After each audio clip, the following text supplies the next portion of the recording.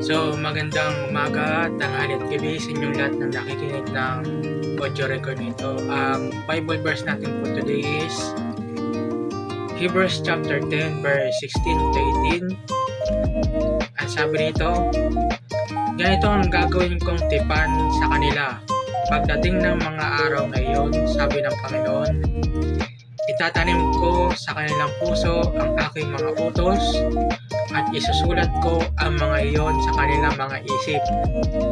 Pagkatapos ay sinabi pa niya, kalilimutan ko na ang kanilang mga kasalanan at kasamaan, sapagkat ipinatawad na ang mga kasalanan, hindi na kailangan pang maghandog dahil sa kasalanan.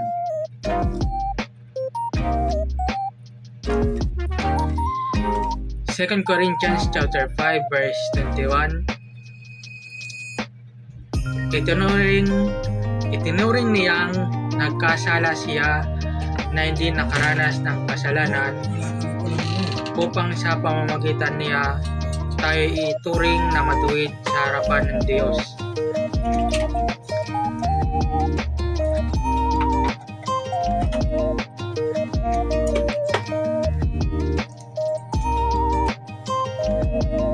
Second Timothy chapter 1 verse 7. Sapagkat ang espiritong ibinigay sa atin ng Diyos ay hindi espiritu ng kahinaan ng loob, kundi espiritu ng kapangyarihan, pag-ibig at pagpipigil sa sarili.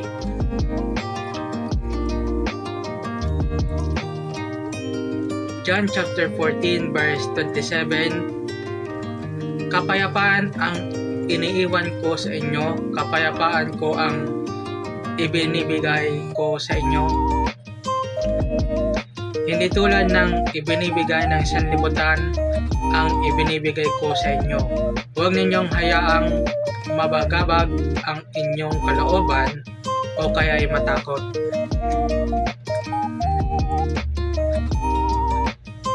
Psalms 56 verse 3 to 4. Kapag ako'y natatakot, o aking Diyos na dakila, sa iyo ko ilalagak pag-asa ko at tiwala. Pangako niya ay binitiway, pinupuri ko ng lubos. Tanging sa iyo umaasa at nananalig ako, O Diyos. Sa tao ring katulad ko, hindi ako natatakot.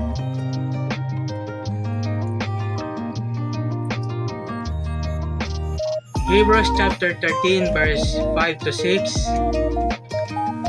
Iwasan ninyo ang pag-ibig sa salapi. Masiyahan na kayo kung anong mayroon kayo, sapagkat sinabi ng Diyos, hindi kita iiwan ni pababayaan man.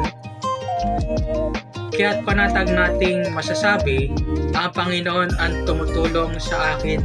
Hindi ako matatakot anong magagawa sa akin ng tao.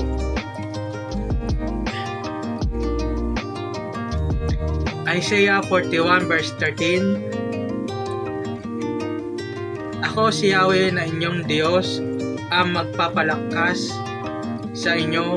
Ako ang nagsasabi, huwag kayong matakot at tutulungan ko kayo.